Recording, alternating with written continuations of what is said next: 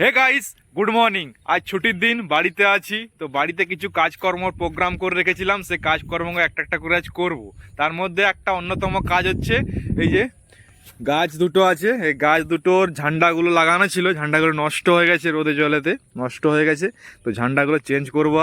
আর এই হচ্ছে আমার সাইনবোর্ড আর এই হচ্ছে ঝান্ডা, জয় শ্রীরামের ঝান্ডা আছে এটা।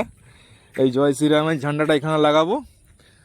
এটা যেহেতু নষ্ট হয়ে গেছে, আর ওইখানে ঝান্ডাটা আছে, ঝান্ডাটা পুরাতন হয়ে গেছে, মানে বাঁশটা বাঁধা ছিল, বাঁশটা পড়ে গেছে। তো ওইটাকে সোজা করে বেঁধে দেবো, আর এইটা নতুন করে ঝান্ডাটা লাগাবো। তো ঝান্ডাটা লাগিয়ে দিই। আরে ঝান্ডা দাঁড়িয়ে গেছে, ওই ঝান্ডা, নতুন ঝান্ডা উঠতিছে। আর এইটা হচ্ছে পুরাতন ঝান্ডার বাঁশটা।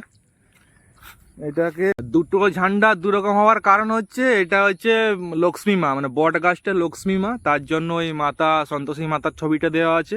আর ওইটা হচ্ছে মানে অশ্বত্থ গাছটা হচ্ছে ভগবান বিষ্ণু, তার জন্য এখানে রামের এটা ঝান্ডাটা দেওয়া আছে। আর একটা জিনিস দেখলাম ঝান্ডা লাগাতে এসে, মানে আমার জীবন সম্পূর্ণ ধন্য হলো মনে হচ্ছে আজ। পাখি বাসা বেঁধেছে, এই যে দুটো, একটা নয় আবার দুটো, এখানে একটা এখানে একটা, মানে পাখিও বাসা বাঁধা শুরু করে দিয়েছে আমার গাছের মধ্যে। মানে কি ভালো লাগছে সেটা আর মানে বলে প্রকাশ করতে পারবো না, খুব দারুণ লাগতেছে।